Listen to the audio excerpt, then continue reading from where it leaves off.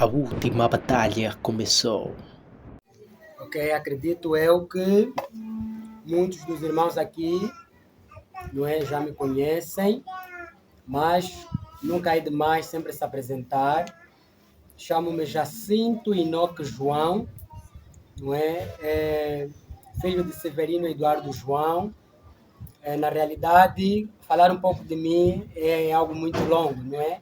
Mas é um prazer poder compartilhar um pouquinho aquilo que é a minha vida pessoal, o meu ministério com os irmãos. Bem, eu, para já, cresci num lar cristão. O meu pai é pastor, não é? Mas não cresci num lar adventista. O meu pai é pastor da Igreja Pentecostal, Assembleia de Deus, e a minha família toda pertence à Igreja Pentecostal. A minha mãe é diaconisa, o meu irmão é evangelista, o meu cunhado, a minha irmã. Praticamente a minha família toda é pentecostal. Inclusive, foi lá onde eu me converti, da Igreja Pentecostal. Eu me converti, foi lá onde eu tive a minha primeira experiência com Cristo, onde aprendi a orar, a estudar a palavra de Deus. E daí me deparei com a verdade do sábado, não é? Foi uma história longa, mas pela graça de Deus, apesar de alguns conflitos na família, era algo, sei lá, imaginem, não é um filho de um pastor, um exemplo, e vocês sabem que questões de debate religiosa, de religião, há em todos os locais.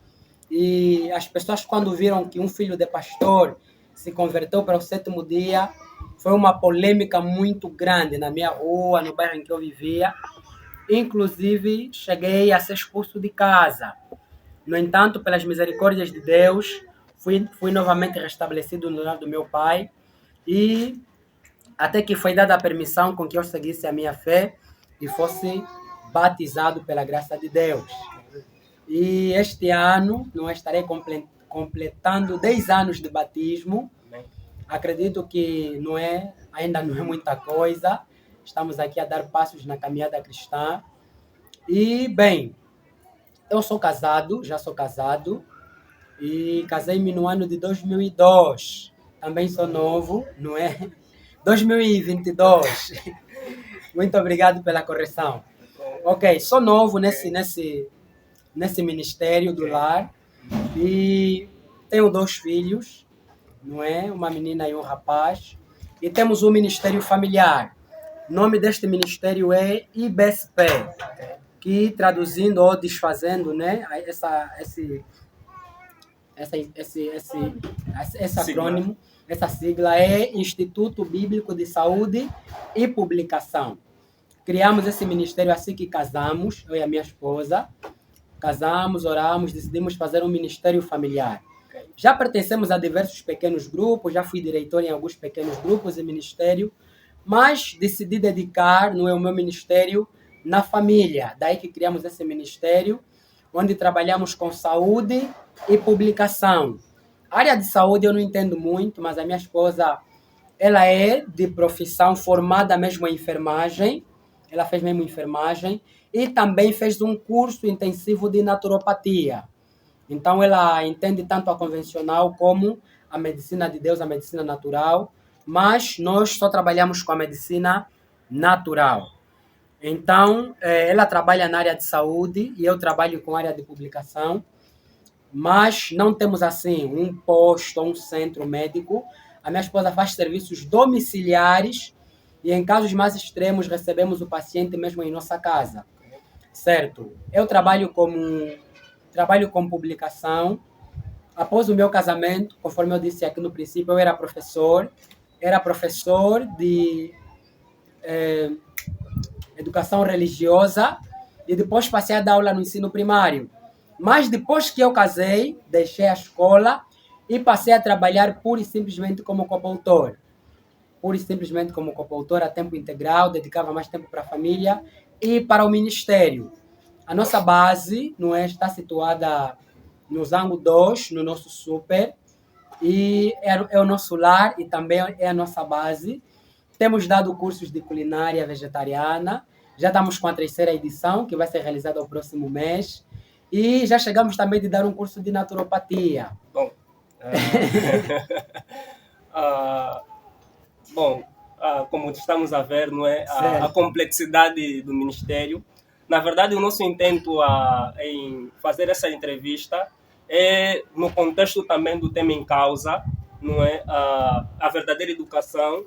A pergunta mais ou menos seria, bom, visto que a verdadeira educação estudamos pela manhã, é uma realidade vista também nos lares, como é que o irmão Jacinto tem, digamos que, se esforçado a batalhar para viver e passar essas verdades, não é? Principalmente estamos a falar por um auditório aqui que na sua maioria é solteiro também, e como incentivar, como fazer com que essas mesmas verdades sejam claras no nosso seu leito. Ok, bem, queridos irmãos, algo muito importante quanto ao assunto da verdadeira educação é mesmo implementá-la dentro do lar, não é? A partir dos cultos matutinos, vespertinos, e também quanto à educação dos filhos, não é? E, por exemplo, a minha filha está com 8 anos de idade. Esse ano vai fazer 9.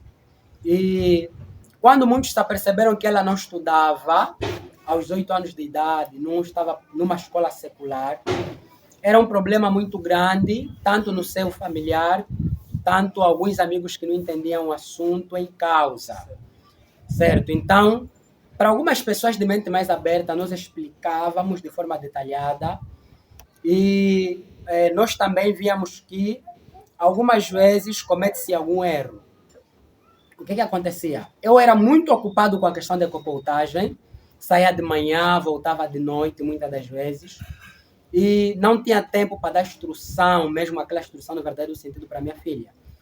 E às vezes a minha esposa também não tinha aquele tempo suficiente, até porque eu que sou educador, assim, em termos de educação, para além da copoutagem, eu só trabalhei como educador. Já dei aula desde a 3ª até a 10ª classe. Então, os métodos didáticos, eu é quem mais tenho. E a minha esposa, que tem poucos métodos de ensino, que ficava em casa com a menina, não tinha como ensiná-la. Então, foi uma batalha muito grande, porque, irmãos, aplicar na íntegra os princípios da verdadeira educação aqui na cidade é uma luta. É uma luta muito grande, porque no campo, aí há pouca oposição, você tem mais tempo para a família, e você consegue provar que o plano de Deus é melhor do que o plano do inimigo. Então, tivemos que estabelecer uma explicação mesmo em casa. Eu tive que pegar alguns manuais de alfabetização, dar para a esposa. Convidamos alguns alunos, alguns meninos do bairro e passaram a fazer parte, de modo a cativar também a nossa filha quanto à questão da instrução.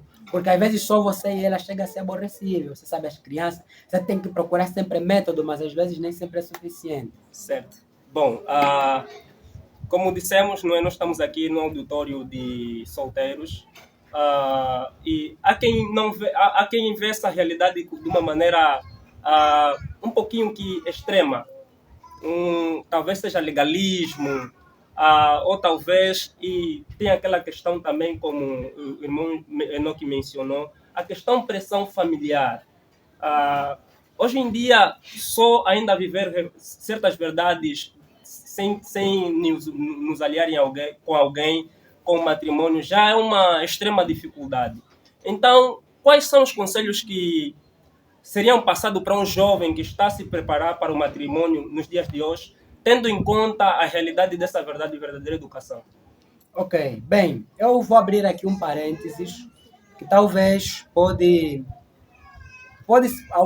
alguns podem entender como liberalismo, mas acho que a experiência da vida ensina melhor.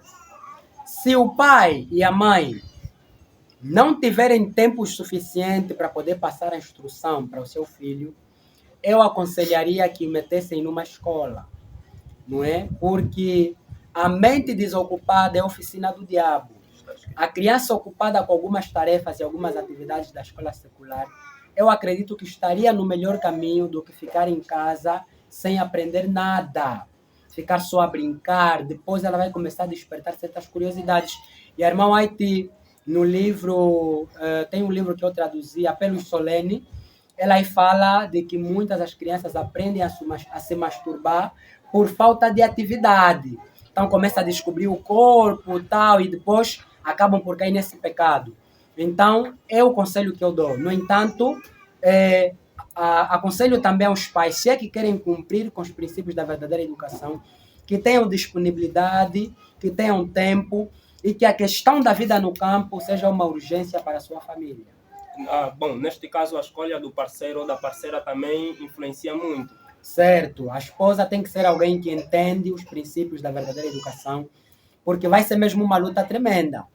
Se a esposa não entender esses princípios ou vocês não conversarem antes, porque o normal é que quando a criança atinge 5 anos, né, diante da nossa sociedade, é que tem que ser levado aonde? Para a escola. E tem encarregados mais extremos. Eu, por exemplo, a educação é minha área. Já recebi muitos pais que levaram os filhos com 4 anos para a escola, para começarem a fazer a iniciação. Hoje em dia, o Ministério da Educação está mais rigoroso, não é aceitável atualmente, mas alguns colégios ainda são permissíveis, não é? Mas se é que se pretende aplicar os princípios, por quê? Porque Armoite fala que dos 0 até os 8 aos 9 anos de uma criança seria desfrutar do ambiente natural. Aprender com a natureza, que as questões naturais têm que ser a sua primeira escola. Agora, aqui na cidade, como é que ela vai aprender com a natureza? Não tendo com que aprender, não tendo com que se divertir, acaba caindo em pecados que os pais desconhecem. Então, os pais têm que procurar ocupar os filhos com atividades de acordo com as suas idades. Bom, muito obrigado, irmão Jacinto, pela sua disponibilidade. Por ter sempre atender os nossos chamados, os nossos convites. E, por favor, não ficamos por aqui. E que sempre que ouvir um convite, quer em nome do Ministério, quer em nome do Soldado de Cristo, por favor, atenda o chamado. Pois estaremos aqui de braços abertos para receber. Bom, para o público, vamos dar avante a nossa atividade aqui e vamos terminar a nossa entrevista. Não é? Vamos colocar um ponto e vírgula e para voltarmos em ocasiões posteriores.